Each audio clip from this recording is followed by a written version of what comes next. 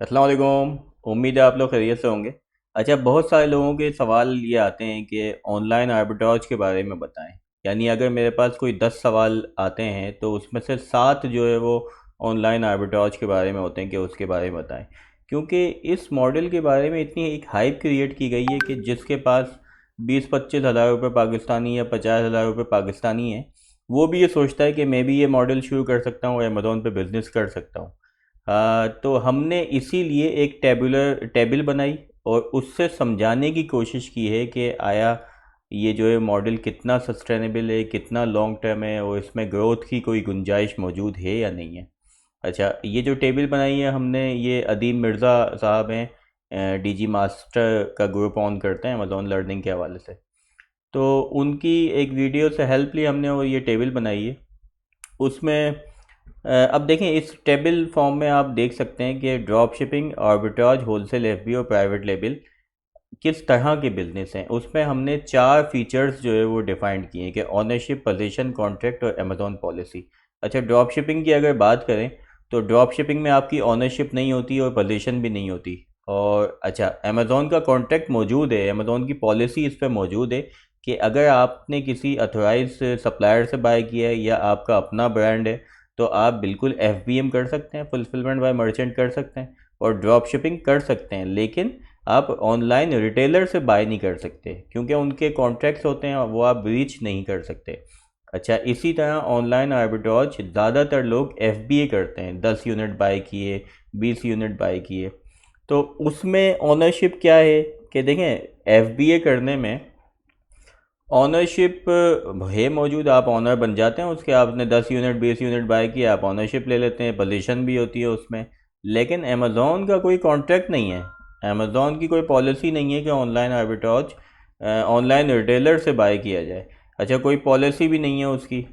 इसी तरह होलसेल की अगर बात की जाए, होलसेल एफबीए में हम अथोराइज सप्लायर से बाय करते हैं, तो उसमें ऑनरशिप भी है, पोजीशन भी है, कॉन्ट्रैक्ट भी है, अमेज़ॉन की पॉलिसी भी है। इसी तरह प्राइवेट लेबल में एफ हो या एफ हो, उसमें भी तमाम फीचर्स जो है वो ग्रीन है। लेकिन अगर आर्बिट्राज और ड्रॉप शिपिंग की बात की जाए तो एफ ऑनलाइन आर्बिट्राज लोग एफ इस तरह करते हैं कि वॉलमार्ट से या किसी भी रिटेलर से बाय करके अपने पास रख लिया और वहाँ से ड्रॉप शिपिंग कर रहे हैं। इन एनी केस अमेज़ॉन ने कोई इनवाइस मांगी या कोई आईपी कंप्लेन आई तो आपके पास कुछ अथेंटिक नहीं होता कि आप वो जमा करवाएं।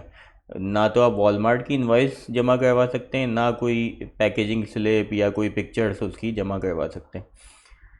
तो इस पूरी टेबल से हमें ये बात समझ में आई कि ड्रॉप शिपिंग और ऑनलाइन आर्बिट्राज कोई लीगल और सेफ मॉडल नहीं है और ये ग्रोथेबल मॉडल्स भी नहीं हैं। बहुत सारे लोग इस वजह से करते हैं कि हम बस जो है ना $500 में इसको शुरू कर लेंगे, $300 में शुरू कर लेंगे। $500 में अगर आप शुरू करेंगे, अमेज़ॉन के पास वो अमाउंट जाएगा, वो इन्वेंट्री जाएगी, जब अमेज़ॉन आपको ट्रांसफ़र करेगा तो शायद $200 आपके पास वापस आ जाए।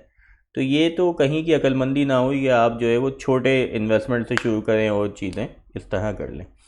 तो जो सबसे सेफेस्ट मॉडल हैं, लीगल मॉडल हैं, वो होलसेल एफबी और पीएल हैं। अच्छा, अब उनके प्रोज एंड कॉन्स क्या है कि भाई अच्छी बात ये ड्रॉप शिपिंग की कि उसका जो है ना मार्जिन बड़ा ज़बरदस्त होता है।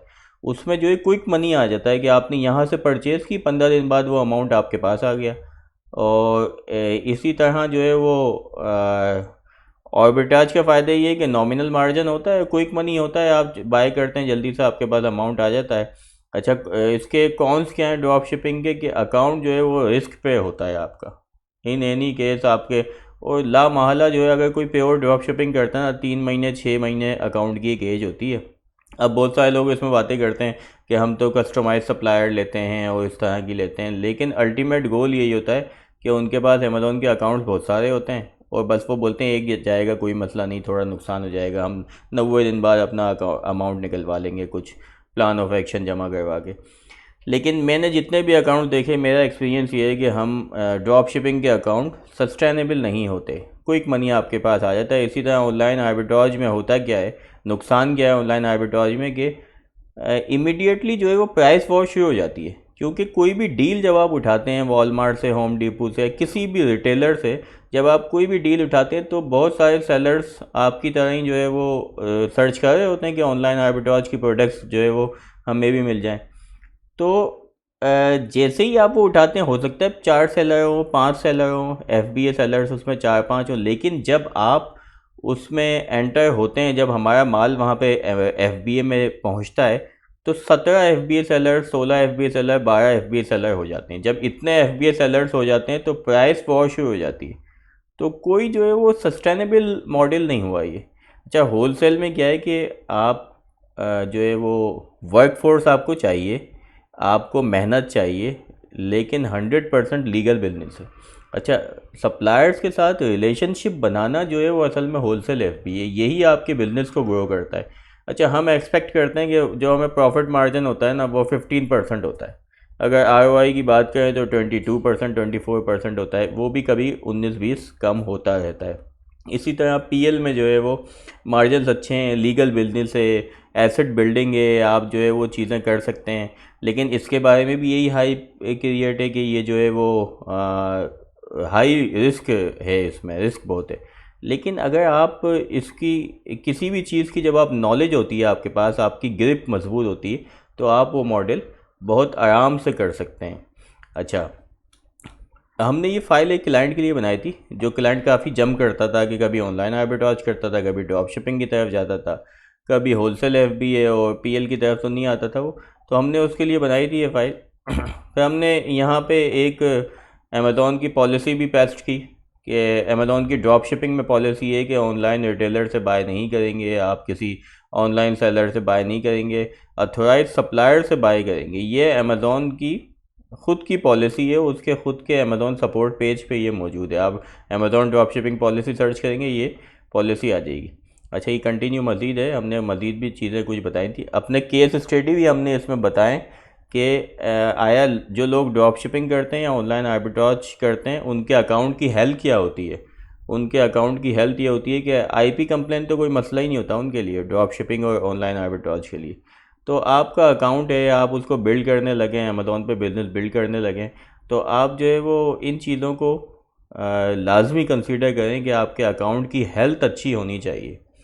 तो ये तमाम चीज़ें थी इस टेबल से, और इस तमाम मेरी गुफ्तगू से आप लोग खुद ही फैसला कर सकते हैं कि कौन से मॉडल की तरफ जाना चाहिए, कौन से मॉडल की तरफ नहीं जाना चाहिए।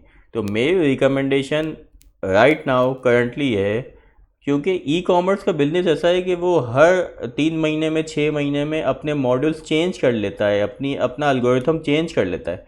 तो इस बिज़नेस ई-कॉमर्स बिज़नेस में कामयाब वो होता है जो डायनामिक होता है, जो कि अपने आप को वक्त के हिसाब से चेंज करना जानता है। तो मेरी रिकमेंडेशन, स्ट्रांगली रिकमेंडेड ये है कि आप कोई ऐसा बिज़नेस करें जो कि सेफ भी हो, लीगल भी हो, और जिसमें ग्रोथ के चांसेस भी मौजूद हों। तो होलसेल FBA और PL जो है वो एक अच्छे बिजनेस मॉडल है, और ऑनलाइन आर्बिट्राज और ड्रॉप शिपिंग आप लोगों को रोक देनी चाहिए, क्योंकि इसके कॉन्स अच्छे नहीं हैं।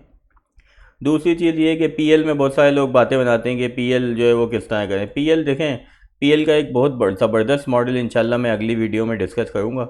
तो ये चीज़ उम्मीद है आपको समझ में आई होगी। कोई बात अगर समझ में ना आई हो तो बिल्कुल मुझे ईमेल करें या आप कमेंट्स में लिखें और चीज़ें करें। बहुत बहुत शुक्रिया। अल्लाह हाफिज़।